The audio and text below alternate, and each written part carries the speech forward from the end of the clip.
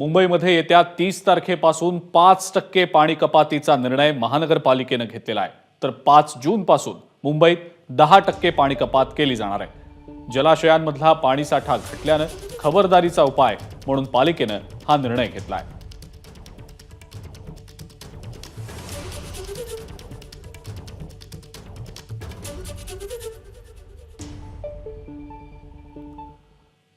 तर डीप क्लीनच्या नावाखाली पाण्याचा अपव्यय केल्यानं ही पाणी कपातीची वेळ आल्याचा आरोप मुंबई पालिकेतले माजी विरोधी पक्षनेते रवी राजा यांनी केलेला आहे. मुंबई महानगरपालिकेकडे पाणी कपातीबाबत ही फसवणूक होत असल्याचं देखील रवी राजा यांनी म्हटलेलं आहे. हे जे पाणी कपात जे बोलतात 5% बोलतात ते 5% जे बोलतात ते 5% ने 25% आहे आणि जेव्हा 10% बोलतात ना हे 50% पाणी कपात होणार आहे.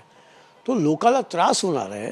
आता जेव्हा तुम्ही डीप क्लिनिंग ड्राईव्हसाठी हे पाणी वापरलेलं आहे तर कुठे ना कुठे बृहन्मुंबई महानगरपालिकाच्या लोकाला त्रास होणार आहे आणि तुम्ही याची योजना करायला पाहिजे होते. एबीपी माझा, उघडा डोळे बघा नीट.